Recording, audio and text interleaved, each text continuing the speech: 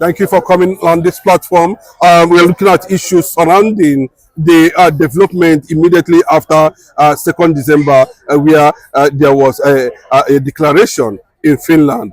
Since that time, a certain woman, Dr. Ngozi Urabeze, emerged as the chief of staff, and subsequently we're seeing he's maybe trying to push for the position as a prime minister. You know, a lot of controversy over the absence of Simon Ekpa. What is really the position currently now as somebody who has been following the trend? Thank you very much. And I think what is going on in the BiAFRA Republic government in exile right now is beginning to expose the weaknesses in the leadership structure that maybe Simon Ekpa laid down. Because as it stands today, what we are seeing is there is no gender equality. Because as it stands today, Dr. Urabeze, which happens to be a woman, is being castigated by only male. And of course, I have seen some women trying to rise up within the cabinet, querying them that why are you so against a woman leading the cause? Because the likes of Sami Akparawa, right? Chiamaka, these are all men, the finance minister, all of them are now conniving, right? Trying to topple this woman who was rightfully chosen by Simon Ekpa.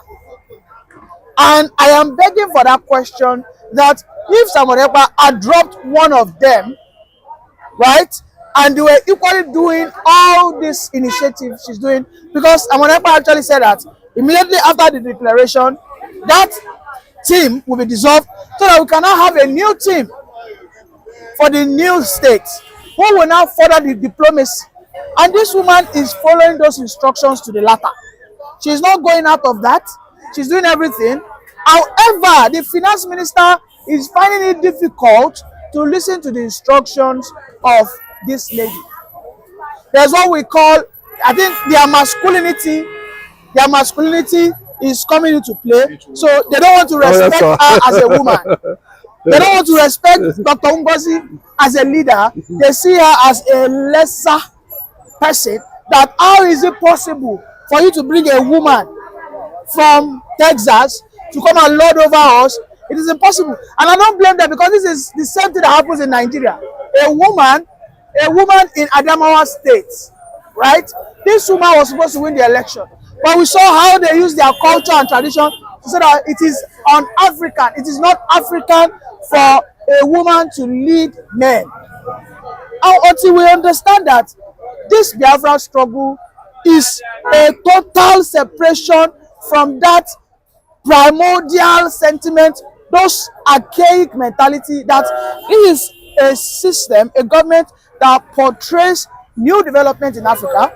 This is a country that wants to teach the remaining African countries how things have been done. Look at in Namibia today, we have a woman president. In Syria alone, so many years ago, we had a woman president. So what is the problem? Because I know that the growth they have with that woman is because she's a woman. It is not her style of leadership, because she's transparent. She's communicating with the people who believe in this cause. She's doing everything possible to ensure that there is law and order, right? She said that the person that calls himself a finance minister is not listening to my command and instructions. And everybody saw when Simon Ekpa laid her down as the chief of staff, which by extension, she is the one that will always be what? I mean, who also take the role whenever Simon Ekpa is not available, right? You cannot go and take the finance minister. No. So while she's being the interim prime minister, they can at least what Akparawa and his fellow people, Sonny and Co, Chiamaka, what they should have done is play along. Then when they now have an internal election within the cabinet, maybe after a period of 6 months or 1 year, then the Biafra people who had this referendum will come and vote. Is that not how it should have been done? Are they not supposed to do that? But instead, they are planning a coup. I think they are planning a coup to hoist this woman, Akparawa, Chiamaka, all these guys, and a guy called Ross, who calls himself the commander of BLA. These are the people who are all planning a coup to oust this woman because of personal gain. Okay, are you suspecting any form of infiltration? I think there's a propaganda going on because it is clear now the Biafran Republic must with serious aggression, accelerate their diplomacy with all countries. And Dr. Ngozi Arabweze has said that they have an ally in the Nigerian government, wherein they can be able to strike a deal. But you know what this Akparawa and co are now pushing? They are saying that she is working for the PDP and the Nigerian government. I think that is very petty. It is a cheap blackmail.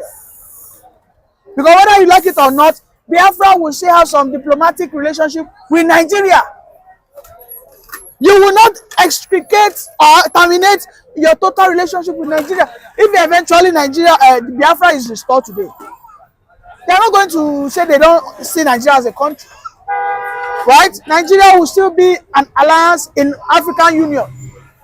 And these are the steps Dr. Ngozi, the COS, is taking, that as of today, she came out because she was transparent. And I think that's their problem, because she's too open. She said that, my people, we have an insider in the Nigerian government who is helping us push this thing, right, for diplomacy, so that we can deepen our diplomacy. She also said that they don't have alliance in the House of Congress in America. She also said that they have an alliance in United Kingdom. She said that they have an alliance in Finland. They have no issue with all that, but they have an issue with the Nigerian alliance. They are saying that no, that she is being pushed. In fact, they are not saying that she is working for the Nigerian government. How can you say that a woman who, despite the absence of Simon Ekpa, ensured that Biafran convention in Finland was successful? This was a woman who led an open protest, right? Do you know how many rumors were flying around that they will arrest her, they will not allow her to leave Finland, that she will be incarcerated? Despite all these threats, she still went. She still went there, and she led everything. After the convention, she visited Simon Ekpa. Simon Ekpa gave her instructions, and she's implementing it for the finance minister, because they want to corner all the money. And because they see her as a lesser leader, because she's a woman. I don't know if there's a tradition in the Igbo land where a woman cannot have a say in leadership. Yes, thank you for that in-depth analysis to, of course, to our listeners, our reviewers all over the world. But let me just take you on another angle. Ngozi, from your look of things, is she prepared to hold brief for Simon Ekpa? Of course, she has been working with Simon Ekpa for not less than 2 years. This is a woman who understands the nitty-gritty of how to control and command the Biafran government in exile. Now, what experience does she need? I think what she lacks is just the legitimacy, because she doesn't have a third leg, because she doesn't bear the gender called male. I think that's the only legitimacy she lacks. Other than that, she commands respect. To some certain level. She speaks well. And she's not trying to be an authoritarian. She's not trying to be tyrannical.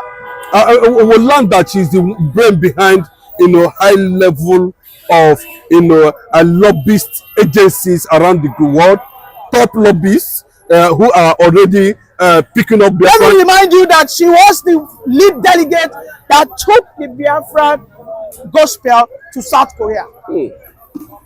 On several occasions, she has always been the arrowhead when it comes to seeking for alliances. She went to South Korea. When South Korea was having that leadership, they were having programs with all countries all over the world. She went there as a Biafran woman, a woman of steel. She was there. Simon Ekpa himself was very proud of her.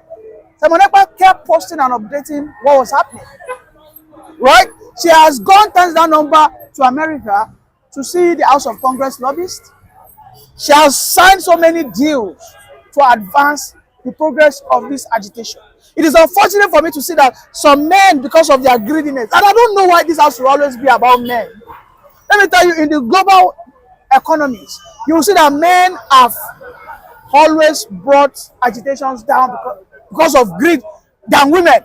I will tell you, if I am to choose a leader, I will choose her, because I will categorically tell you that a woman will not use her own greed to destroy that agitation, because she doesn't have the heart. But a man can decide to take 1 billion and tear this. A woman would hardly do that. She's a Christian.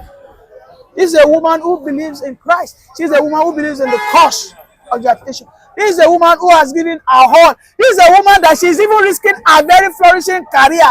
Do you know she's a well-to-do nurse in America? She doesn't give a damn about all this. All these other guys that are rubbishing her, show me what their achievements are. The likes of Sami Akpalawa, Chiamaka, what are their achievements? If not because of Biafra, what did they achieve? So I think this is just an agenda that is clearly showing that there is no gender equality, and I'm highly disappointed. Yes, and another factor, reviewed by someone who is closely monitoring and reporting the BiAFRA activities all over the world, and especially in Finland. Now, look at Alexander Stubb, the Prime Minister, the President of Finland. It's been believed that apart from the date given, that the ICC, that the UN, that some other delegates are already warming up, including Simon Ekpa's lawyer.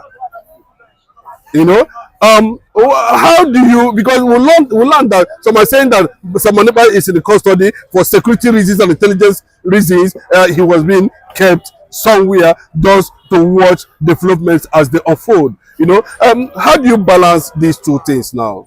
Let me tell you, the Finland as a country that respects the rule of law has made it known that the case of Simon Ekpa will be ironed out in a shortest of time.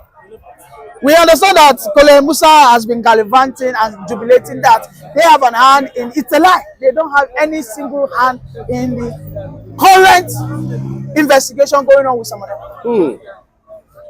What they have done simply is to push illegal money into the account of Biafra, and that was what raised an eyebrow. And this is why they are calling Simon Ekpa up for investigation.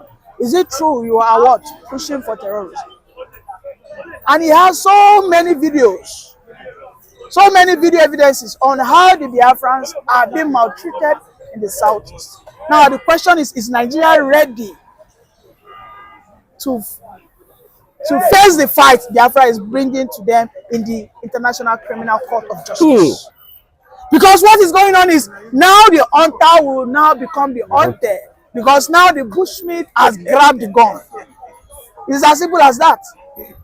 Simon Ekpa was shown just 2 days ago while he was in the place of investigation. He raised his hand like, you guys should fight on. I don't know if you saw the picture. He was well kitted and well dressed. It doesn't look like someone who has been, and that is one of the things. Because if Simon Ekpa was in Nigeria, they would have maybe scraped his head, give him some marks, give him the left treatment. You see that it wasn't even in handcuffs. Nigeria is a place whereby just for defamation, you are being criminalized, demonized, and meanwhile, the likes of Yayas, who have stolen billions, the likes of Malamis, who have stolen trillions, are there just, parading. It's unfortunate. So is Nigeria ready to face, are they ready to face and fight the truth sayer? Because I understand that what is backing and pushing the agitation of Biafra is nothing but the truth. Because let me tell you, majority of Nigerians today are saying that for Nigeria to move forward, it has to break.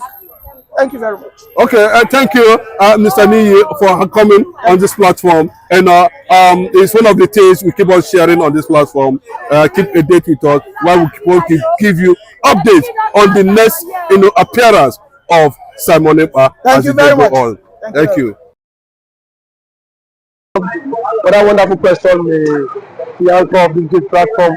First and foremost, I want to say, Simon Ekpa has come out to say, or has outlined countless times that he said that the Nigerian government cannot win Biafra with a barrel of gun. for a second time. Now when he said that, see, Nigerian government cannot win Biafra with a battle of gun, it means that nobody needs to die for them to exit Nigeria. Now, Ojukwu fought Biafra in a different dimension. Now, nnamdikanu did it via his own dimension. So Ekpa is taking it globally. And now, we've seen world body recognize Biafra. We've seen the UN and then some other global body have come out to endorse the Biafra struggle. So kudos to him, it is a plus. Some persons have come out to say that Samuel Ekpa should be discredited, the likes of Ohanes Edigbo and that of the Southeastern governors. But my question is that you said Samuel Ekpa should not be taken serious. Then who should be taken serious? The government who is not willing to protect our people? Is it the people who have refused to speak up when the Igbo man has been marginalized in the country? Is it the same governors who have become a tools in the hands of their Fulani master? So for you to even have a character like Samuel Ekpa and nnamdikanu to have come out to say enough is enough, that we are tired of this contraption called one Nigerians. It shows that these people have this mindset that, see, they can no longer be the slave. So for him to have even gone as far as to hire lobbyists that will speak on behalf of Biafra in the world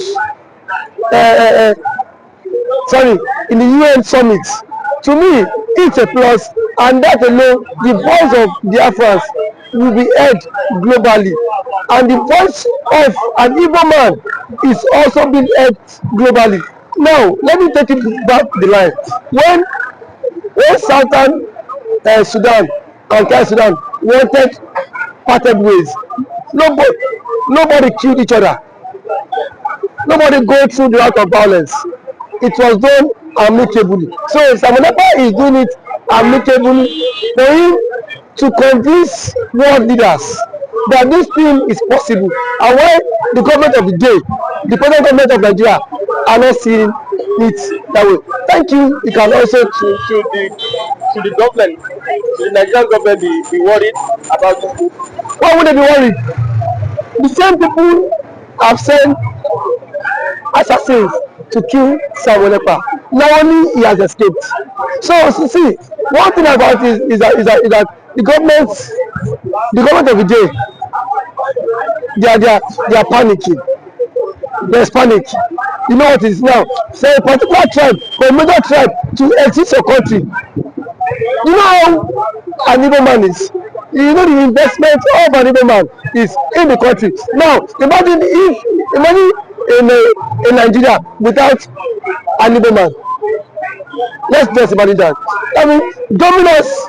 That means the Hausa man would now dominate virtually every government parastatals in Nigeria. So now the reason why the Igbo man is still believe that's Nigeria is because the Igbo man is still in the contraption called Nigeria. And eventually, if the Igbo man leaves, my brother, the Yoruba man will know the true meaning of Nigeria, and then we now know who owns Nigeria. Just like what Angobula said, he said they are not scared of the Igbos parting, exiting Nigerians. That was what he said. He said they are not scared.